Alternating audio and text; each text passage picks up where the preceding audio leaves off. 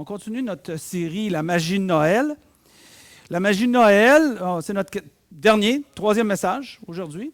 La magie de Noël, je vous rappelle, l'idée un peu qu'on voulait faire durant cette série-là, c'était que quand on pense finalement à la magie de Noël, bien, on pense à quelque chose de merveilleux qui se passe. Hein? La magie de Noël, c'est magique, comme on peut dire. Quelque chose peut-être d'inattendu qui nous surprend, ça fait partie de la magie de Noël.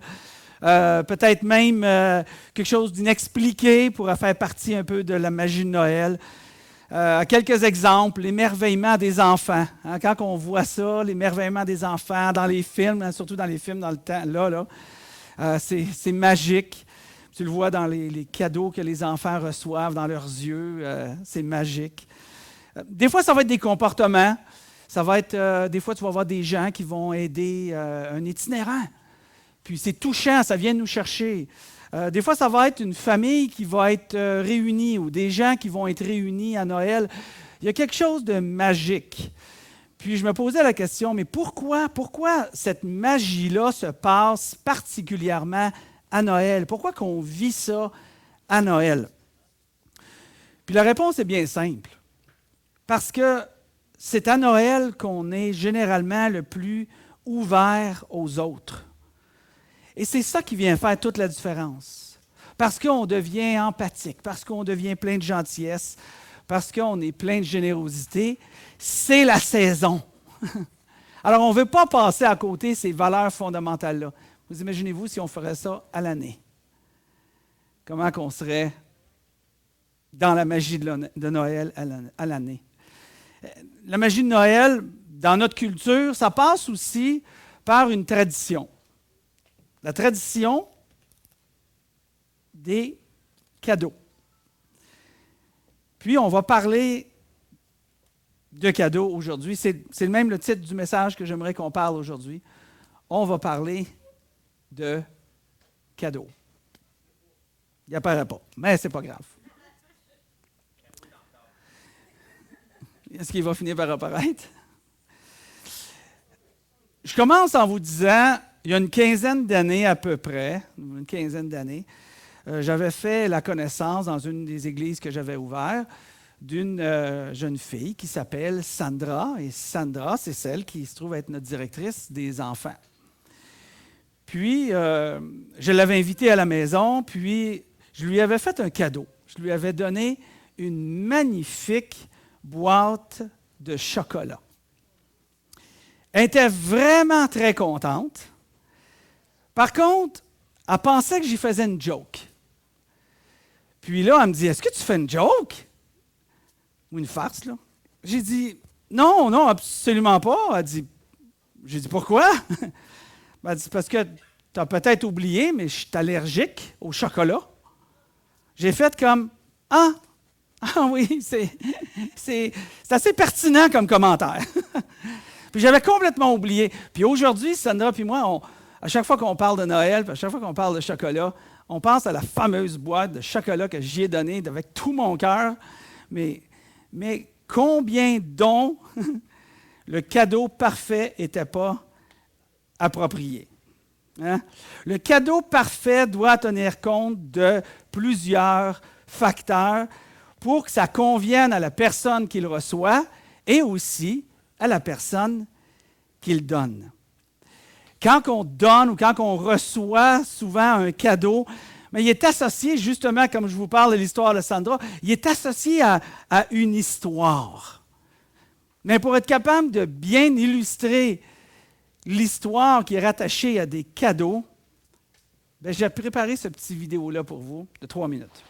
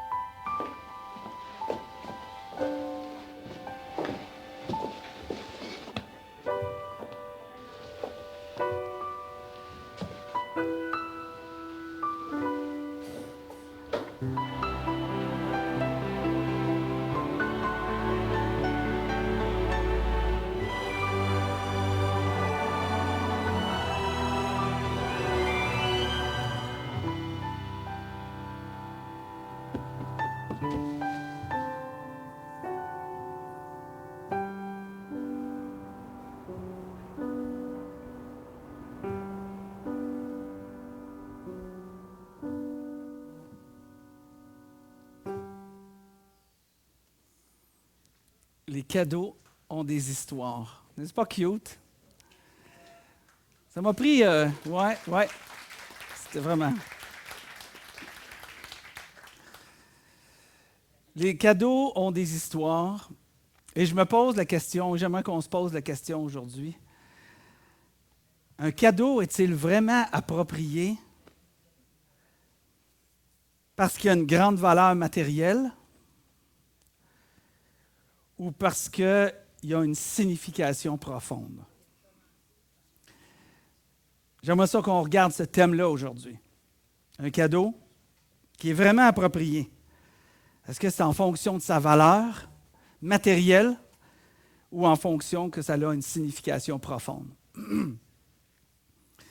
L'histoire de Noël qu'on va partager aujourd'hui, qu'on va regarder, démontre justement la grande signification d'un cadeau à laquelle est attachée une grande histoire. Mais en réalité, ce cadeau-là qui a été offert, c'est en réalité un échange de cadeaux. Il y a eu un échange de cadeaux qui s'est passé il y a 2000 ans entre le plus grand des donateurs, des donneurs, je vais dire comme ça, le plus grand des donneurs qui a offert le plus grand des cadeaux qui a jamais été donné. L'apôtre Paul décrit cet immense cadeau-là en disant « Remercions Dieu pour son don incomparable. » Et quand il parle de son don incomparable, ou une autre manière de le traduire, c'est indescriptible, il fait référence, bien sûr, à la naissance de Jésus-Christ. C'est le don le plus extraordinaire. Alors, il y a 2000 ans, il y a eu cet échange de cadeaux-là qui s'est fait entre Dieu qui a donné à l'humanité ce don incomparable et un groupe de personnes qui ont donné, eux, en échange, des cadeaux les plus significatifs qu'il y a eu, qui sont tellement significatifs qu'on en parle encore aujourd'hui. On les image de toutes sortes de manières, on les représente de toutes sortes de manières, des cadeaux les plus significatifs peut-être qui n'ont jamais été donnés. Vous allez voir dans le texte qu'on va regarder tout à l'heure que 3 cadeaux sont mentionnés dans notre histoire. Et parce qu'il y a 3 cadeaux qui sont mentionnés, vous allez voir et vous allez reconnaître, bien sûr, parce que ce n'est pas notre premier Noël. Mais on va reconnaître que ces 3 personnages-là avaient, selon l'histoire, selon la coutume, avaient 3 noms. Quels sont ces 3 noms? Je vous le donne en 1000. Balthazar, Melchior et Gaspard. Alors les 3, si vous avez eu les 3, vous allez vous mériter un cadeau à la fin. 3 noms qui sont mentionnés, qui nous font référence aux 3 rois mages. Mais il y a 2 choses importantes dans ce que je viens de mentionner là qu'on a besoin de distinguer. Premièrement, il n'y a rien qui dit nulle part que c'était des rois. Ce n'était pas des rois spécifiquement, mais plutôt des astronomes. Et les noms qui sont mentionnés, si vous vous posez la question où on les retrouve dans la Bible, je vais vous répondre, nulle part. D'où viennent ces 3 noms-là? Ces 3 noms qui sont sortis tout droit d'un opéra qui racontait l'histoire de Noël en l'an 650 après Jésus-Christ, et ça l'a resté puis ça l'a collé depuis ce temps-là. Je pense que c'est important de faire une petite distinction. Mais quand même, l'histoire des mages est une réalité. Le texte nous dit dans l'Évangile de Matthieu, Matthieu nous écrit et nous rapporte un événement qui est arrivé pour notre bénéfice aujourd'hui. Alors il dit, Jésus étant né à Bethléem en Judée, sous le règne du roi Hérode, or des mages venant de l'Orient arrivèrent à Jérusalem. Je pense qu'il y a quelque chose d'intéressant de remarquer ici, c'est qu'il commence en disant, Matthieu poursuit plutôt dans son document, il nous dit que Jésus est né à Bethléem sous le règne du roi Hérode. Et beaucoup de gens se posent la question, disent, ah, mais on célèbre Noël ici aujourd'hui, on ne devrait pas célébrer Noël aujourd'hui, on ne sait pas quand Jésus est né. On peut fendre les cheveux en 4 tant qu'à moi, mais en quelque part, je vous le garantis, Jésus est né. À un moment donné, Jésus est né. Mais si on veut aller plus loin, puis expliquer, est-ce que Jésus vraiment est né dans cette période de temps ici? Bien, Matthieu prend la peine de nous enseigner ou de nous expliquer en nous disant que Jésus est né sous le règne de Hérode.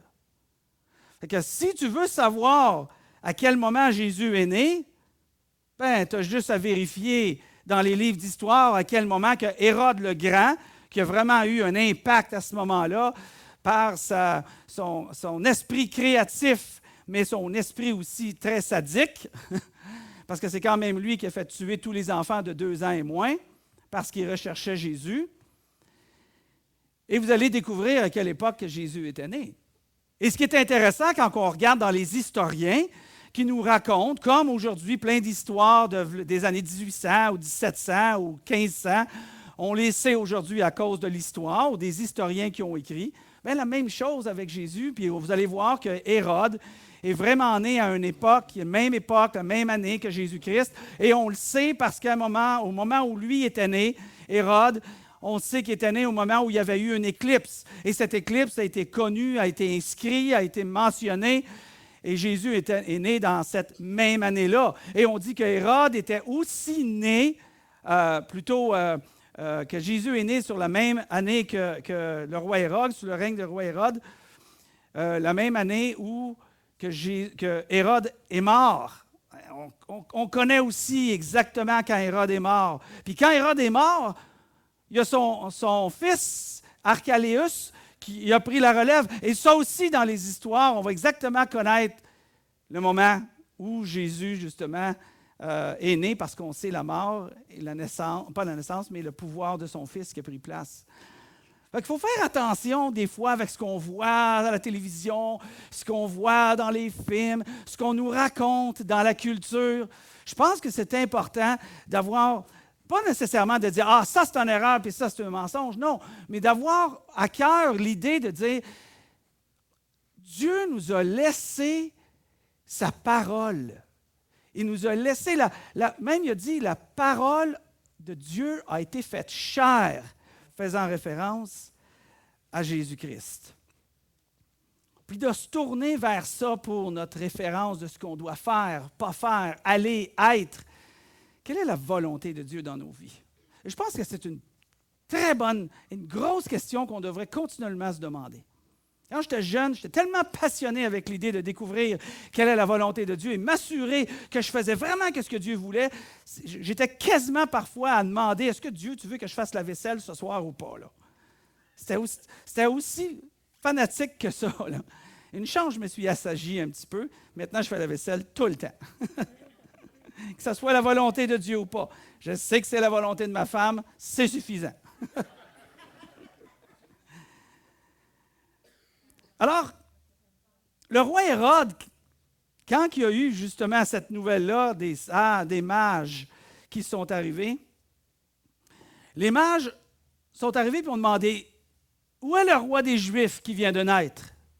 Nous avons vu lever son étoile et nous sommes venus lui rendre hommage. » À ce moment-là, quand que le roi a entendu ça, il a demandé aux prêtres juifs, il a demandé aux spécialistes de la loi mosaïque qui étaient là de s'informer à quel moment justement, à quel endroit que le Fils de Dieu devait naître, Jésus, le Messie, devait naître.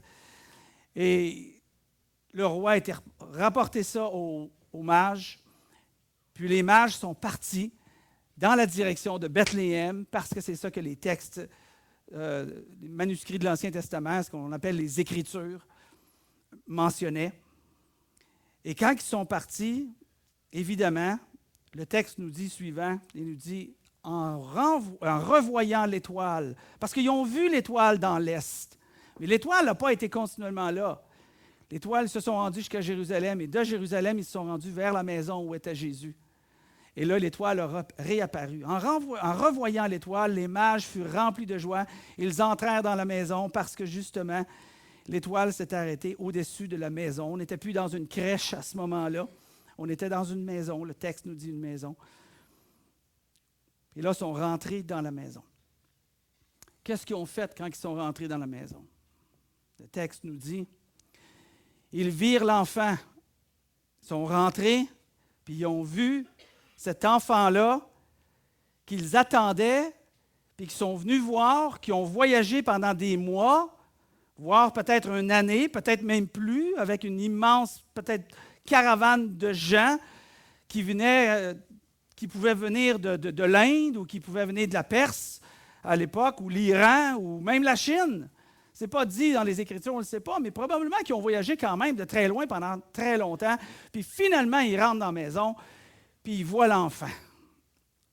Ils voient l'enfant qui est là, sa mère, et tombent à genoux et lui rendirent hommage. Puis ils ouvrirent leur coffret et lui offrirent en cadeau de l'or, de l'encens et de la myrrhe. Il y a trois choses qui sont importantes ici. Si pour nous, on veut faire un peu comme les mages, puis adorer dans notre vie, que Jésus soit quelque chose de présent et non pas juste une assemblée du dimanche matin. Que l'information qu'on communique ici puisse vraiment être le moyen par la puissance de Dieu, son Saint-Esprit, l'outil de transformation pour nos vies. De façon qu'on fasse un peu comme les mages ont fait. Ils sont rentrés, ils ont vu l'enfant, ils ont rendu hommage, puis ils ont offert leur présent. J'aimerais juste faire une parenthèse là-dessus. Ils ont vu l'enfant, ils ont rendu hommage, puis ils ont offert leur présent. Quand ils sont rentrés, comme je vous dis, ils ont sûrement eu les yeux carrément fixés sur l'enfant. Oh, ils ont vu Marie, ils ont vu Joseph, ils ont salué. Ils n'ont pas adoré Marie, parenthèse. Ils ont adoré Jésus. Ils ont regardé Jésus. Probablement qu'ils avaient les yeux fixés sur lui, puis ils ne voulaient pas détourner le regard. Ils étaient probablement sans distraction, après tant d'efforts, après tant de distance, après tant d'énergie, après tant de recherche, qui les a conduits, suivant l'étoile qui les a amenés jusque-là, probablement qu'ils avaient les yeux complètement fixés sur lui, sans distraction. Ils pensaient à lui. Ils voient finalement, les soirs, quand ils étaient en route pour s'en venir, ils probablement pensaient à cet enfant-là qu'ils verraient. Qu'est-ce qu'ils vont dire? Qu'est-ce qu'ils vont faire le premier moment qu'ils vont le voir? Ce Fils de Dieu, cet homme fait chair, ce Dieu fait chair, le Dieu incarné au travers de Marie. Regarde la même chose dans ta vie. Regarde à Jésus dans ta vie. Dans les moments de ta vie où tu as besoin d'une délivrance, regarde à Jésus. Fixe Jésus. Oublie les circonstances qui sont conflictuelles avec ce que Dieu est capable de faire dans ta vie. Regarde les yeux fixés sur Jésus pour la délivrance. Ne regarde pas ailleurs. Dieu va se servir d'ailleurs peut-être pour t'aider, mais toi, regarde. Ça veut dire, espère, attends, lève les yeux vers Dieu continuellement pour ta délivrance. Si tu es malade, regarde à Dieu pour ta guérison. Regarde pas autour, que ton cœur soit complètement tourné vers Dieu pour ta guérison, pour ton avenir. Tu vas à l'école, tu vas à l'université, tu travailles fort, tu t'investis, tu as des voyages à faire. Regarde à Jésus. Ça a été comme ça qu'eux ont vu Jésus. Puis qu'ils étaient prêts à faire la distance qui était nécessaire parce qu'ils voyaient Jésus. Ils sont arrivés, ils ont rendu hommage à Jésus. Une autre manière de dire qu'ils ont adoré Jésus. Ils ont adoré Jésus. Ils ont présenté à Jésus le cadeau parfait à celui qui ont voulu rendre hommage. Mais ils ont voulu rendre hommage parce qu'ils ont pris la peine aussi de découvrir qui était ce Jésus. Parce qu'ils l'ont étudié d'avance, parce qu'ils savaient. Ils ne sont pas venus juste par hasard, parce qu'ils passaient par Jérusalem. C'est un voyage très intentionnel. Ils ont pris la peine de découvrir qui était ce Jésus. Ce Jésus-là n'était pas un Dieu inconnu, mais c'était un Dieu connu. Dans notre vie, je nous encourage la même chose, à découvrir qui est Jésus. De découvrir qui est ce Jésus que l'on suit. Est-ce qu'on prend pour acquis ce que François ou le pasteur de l'Église enseigne, puis on dit « Ah oui, oui, c'est bien bon », ou on retourne à la maison et on pousse la recherche, on lit la recherche, on veut comprendre davantage, on veut discuter avec quelqu'un. J'adore quand les gens viennent chez nous, puis on fait ça avec on a un programme qu'on appelle « Faire connaissance », et les gens viennent, on parle de toutes sortes de choses, puis à un moment donné, le vif du sujet sort. Et là, les gens me posent des questions, nous posent des questions, Lynn et moi, pour savoir qu'est-ce que Dieu a fait, pourquoi Jésus, puis pourquoi ci, puis pourquoi ça, puis essayer de creuser puis de comprendre. Pourquoi? Pour être capable d'adorer celui qu'on connaît. Pourquoi? Parce qu'il voulait donner le cadeau approprié. Je ne connaissais pas beaucoup Sandra dans mon histoire du début. Alors, j'y ai donné un cadeau qui absolument n'était pas approprié pour elle. Mais demandez-moi aujourd'hui si je donne du chocolat à Sandra. J'en donne plus.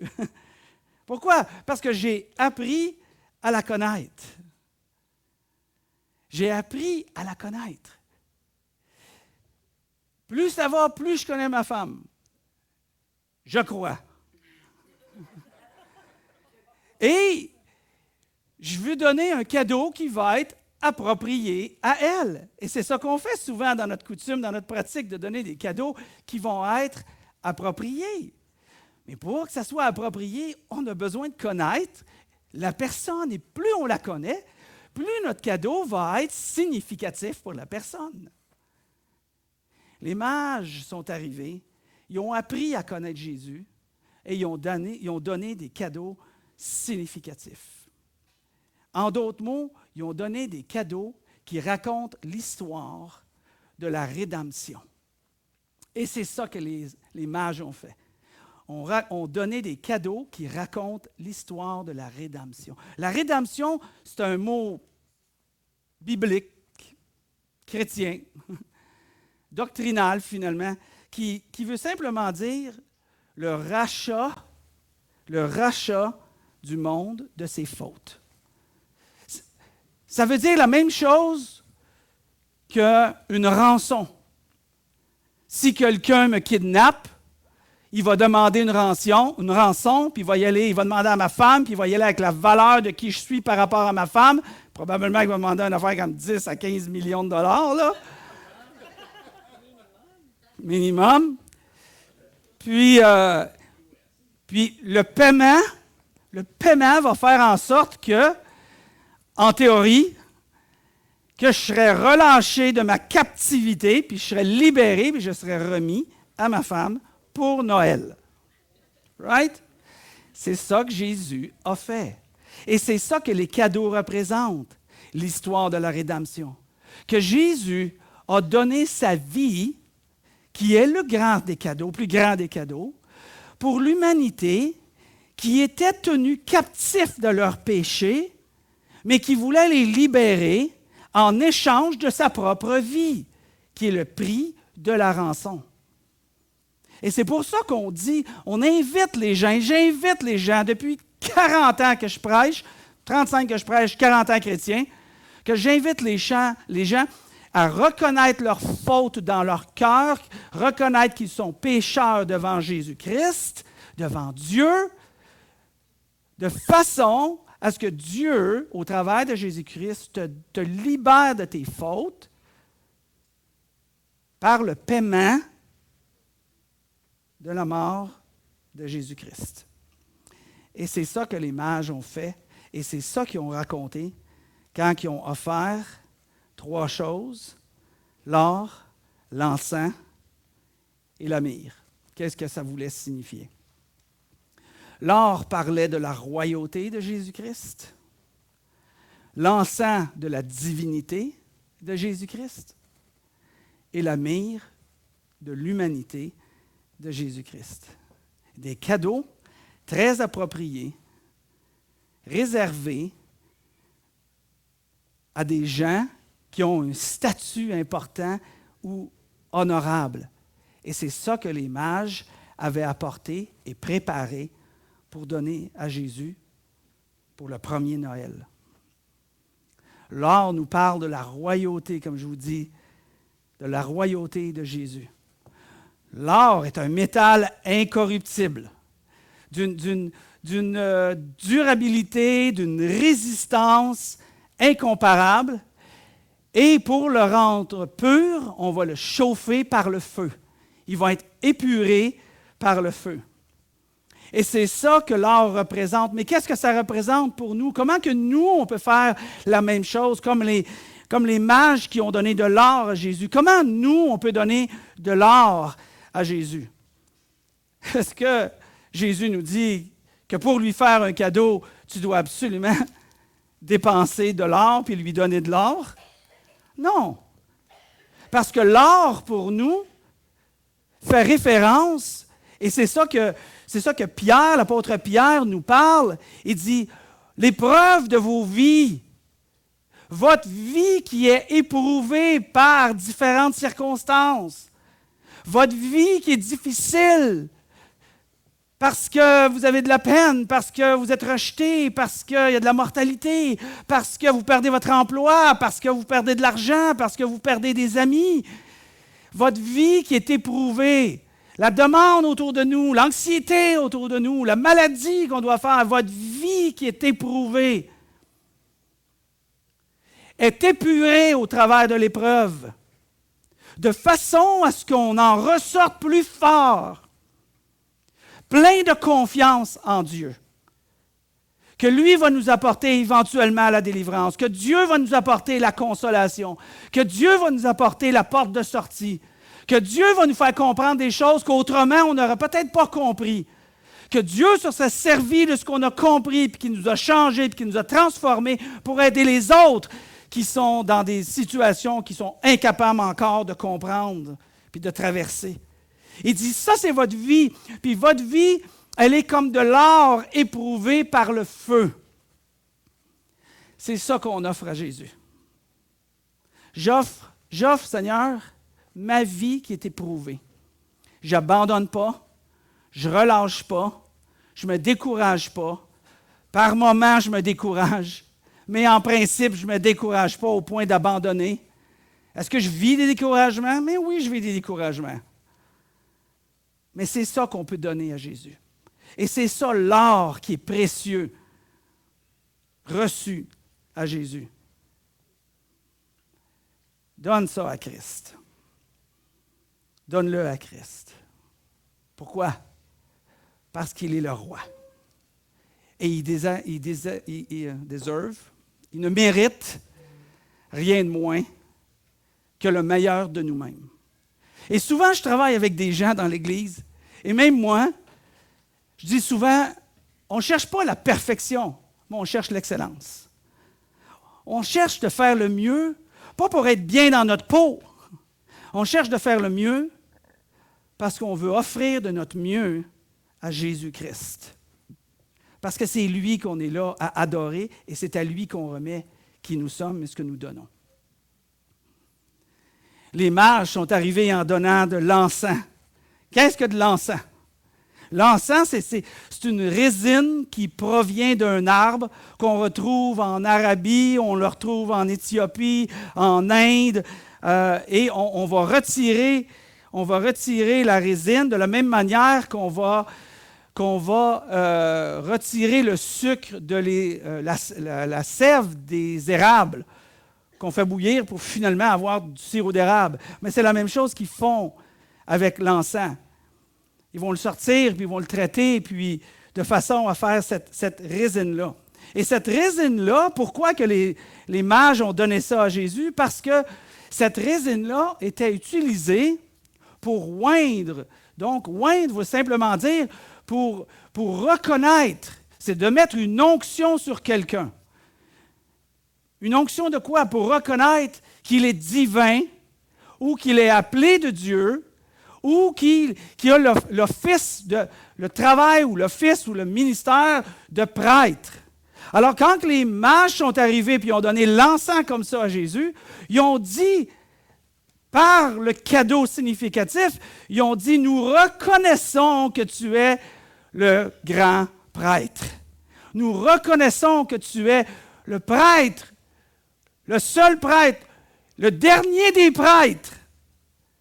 Parce qu'avant, il y avait des prêtres dans l'Ancien Testament. Mais Jésus, le dernier des prêtres, envoyé de Dieu, qui a reçu l'onction de Dieu. Et quand que Jésus, parce qu'il était reconnu avec l'onction de Dieu, partout où il allait, les gens étaient guéris. Partout, on parle de Capernaum, puis quand on parle de Capernaum, on dit que Jésus, tous les gens, moi quand je lis ça, des fois je me dis, tous les gens à Capernaum étaient guéris. Les premiers hôpitaux ont fait faillite. Jésus avait guéri tout le monde. Partout où Jésus allait, les gens trouvaient réconfort. Il y avait des foules comme ça qui le suivaient. Pourquoi? Parce qu'il donnait des explications au sens de la vie, parce qu'il réconfortait, parce qu'il indiquait le chemin pour la vie éternelle. Les gens avaient des réponses, les gens avaient des consolations, les gens avaient des guérisons. Puis bien sûr, il y avait des prodiges, il y avait des miracles, puis il y avait des signes qu'il faisait pour exprimer qu'il était justement le Fils de Dieu. Jésus nous dit la même chose aujourd'hui. Jésus nous dit la même chose. L'apôtre Paul, il nous dit, vous allez être le parfum de Christ. Il dit, soyez le parfum de Jésus-Christ. Comme Jésus-Christ répandait une odeur, partout où il allait, il nous demande aujourd'hui, et voilà, depuis 2000 ans, il demande aux chrétiens, il demande aux croyants, il demande aux églises de dégager le parfum de Christ partout où que vous allez. Faites connaître, qui dit, la connaissance de Jésus-Christ. Annoncez la bonne nouvelle de Jésus. Écoutez ceux qui ont le cœur brisé et offrez-leur une espérance. Aller au chevet de celui qui va décéder bientôt, qui ne connaît pas Christ, pour qu'il puisse découvrir Jésus-Christ. Il dit, soyez le parfum de Jésus-Christ. Je ne sais pas si vous avez déjà été avec des gens, ça m'est arrivé même, ma femme me l'avait dit. J'avais pris du parfum, j'avais mis quelques gouttes, puis wow, ça sentait bon, cette affaire-là. J'en ai mis un peu plus. Puis là, j'ai quasiment pris ma douche, là, tu sais. Puis là, je passe à côté de ma femme dans le corridor, puis elle me regarde et dit « Wow! T'as mis du parfum? Ça te tente pas de prendre une douche? » T'en as mis, là. Je n'avais mis. Depuis ce temps-là, je mets juste ce qui est nécessaire. Hein? 1 ou 2 petites gouttes pour avoir le parfum qui est nécessaire aux gens, pour pas que ça soit agressant pour les gens, mais que ça soit doux pour les gens, mais qu'ils puissent sentir l'odeur quand je passe à côté d'eux. Est-ce que les gens sentent Jésus-Christ quand ils passent à côté de vous? Est-ce qu'ils sentent Christ quand ils passent à côté de moi? Sommes-nous le parfum de Christ? Parce que quand on répand cette odeur-là partout autour de nous, parmi nos amis, notre famille, à la dose que vous savez qui convient dans chaque environnement. Ça ne veut pas dire que tu vas dans ta famille dimanche pour Noël, puis tu vas prêcher à tout le monde. Parce que tu vas probablement dire « Wow! Ça sent fort ici! » Hein? Alors, mais c'est ça que Jésus veut de nous. C'est ça le cadeau que nous, on peut donner à Jésus le jour de sa fête. C'est nous qui répandons l'odeur de Jésus autour de nous. Et le troisième cadeau que les mages ont donné à Jésus, la myrrhe. La myrrhe qui représente son humanité. Mais quelle humanité? Humanité qui a accepté, qui a voulu mourir pour les autres. La myrrhe était utilisée pour l'embaumement.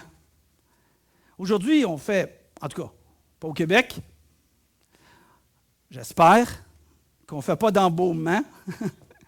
J'espère que vous n'avez pas grand-papa Lucien dans le salon embaumé. Là, tu sais. Mais c'était comme ça que ça se faisait dans le temps. Quand Jésus est mort, Joseph d'Arimathée, Nicodème sont allés voir le roi Hérode, puis ils ont dit, on veut prendre le corps, puis on veut partir avec. Puis il a accepté. Puis il était prêt à l'embaumer. Puis l'embaumer, c'était, il prenait des tissus, puis il tournait autour de la personne, puis il faisait une épaisseur. Puis là, il mettait des épices d'aloès et de myrrhe. Puis il faisait une autre couche, puis il mettait d'aloès et myrrhe. Une autre couche et une autre couche. Puis il faisait ça jusqu'à temps qu'il avait passé. Joseph d'Arimathée est arrivé au tombeau avec 100 livres de myrrhe pour justement l'embaumement. Qu'est-ce que les mages ont dit à Jésus quand ils ont donné de la myrrhe? Ils ont dit, on reconnaît que tu es venu donner ta vie sur cette terre. Par ta naissance, tu es destiné à être sacrifié pour les autres. C'est ça qu'ils ont dit. Mais c'est ça aussi que vous pouvez peut-être dire aujourd'hui, si Jésus n'est pas encore votre Dieu, votre roi, votre sauveur. Ça, c'est le meilleur cadeau que vous pouvez donner à Jésus à Noël. C'est-à-dire de recevoir dans votre vie par la foi, de croire en Jésus-Christ, celui qu'il était, qui a donné sa vie pour vos fautes, vos erreurs, vos péchés, comme il a fait pour moi. Et ça, c'est le meilleur et le plus grand des cadeaux que tu peux donner à Jésus-Christ. Donc, comment qu'on peut donner Qu'est-ce qu'on peut donner à Noël? Je résume. Ce qu'on peut donner à Noël, donnons au roi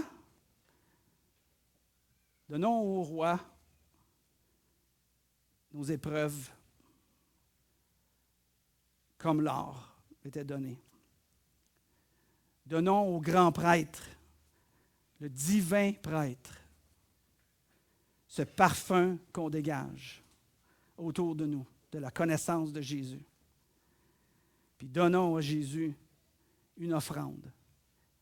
L'offrande de vie de gens qui n'ont pas encore Jésus-Christ dans leur cœur, qui n'appartient pas encore à Christ, mais que Jésus les appelle à chaque jour de différentes manières. Voilà comment on peut être comme les sages, comme les mages plutôt. Alors je vous invite à réfléchir à ça. Mais je termine avec ça. Que si vous voulez Jésus dans votre vie, si vous voulez accepter Jésus-Christ dans votre vie, attendez pas que le moment passe, que vous vous retrouviez chez vous, puis là, on passe à d'autres choses, puis on passe surtout à côté de ce qu'on appelle le Saint-Esprit, qui est l'Esprit de Dieu, qui parle dans une assemblée comme celle-ci. Ce n'est pas la seule place, bien sûr, qui parle, mais il parle dans une assemblée comme celle-ci. Et si vous êtes sur une conviction que vous voulez inviter Jésus dans votre vie, bien faites-le avant de quitter cette assemblée. Venez me rencontrer, on va prier ensemble, puis on va inviter Jésus dans votre vie. Mais partez pas, abandonnez pas cette opportunité-là, mettre de côté cette opportunité-là qui vous est donnée, de donner le plus beau des cadeaux à Jésus, votre vie, votre cœur, pour Jésus-Christ. Père éternel, Seigneur, on te prie. On te prie pour ces nombreuses choses qu'on a discutées, qu'on a parlé avec cette belle Église. Je te demanderais de nous aider dans notre vie de tous les jours à être le parfum de Christ comme on devrait être, de réaliser qu'on peut se tourner vers toi par la foi et que nos souffrances et que nos difficultés de la vie servent et seront utilisées par toi pour nous rendre plus près de toi. Mais surtout, Seigneur, surtout ceux qui sont ici et qui n'ont pas encore eu cette conviction-là d'inviter Jésus dans leur cœur, de reconnaître que sans lui, il n'y a pas de salut. Comme tu as si bien dit par l'apôtre Paul, Seigneur, si tu crois dans ton cœur et tu reconnais de ta bouche le Seigneur Jésus, tu seras sauvé. Et c'est ce qu'on prie, Seigneur, en cette journée qui nous rappelle la naissance de Jésus-Christ pour ceux qui n'ont pas encore Jésus dans leur vie. Merci pour tout. Bénis le restant de cette assemblée, Seigneur. Bénis ceux qui sont ici. La disposition de chacun de faire quelque chose avec le message qu'on a reçu. En Jésus qu'on te prie, Père. Amen.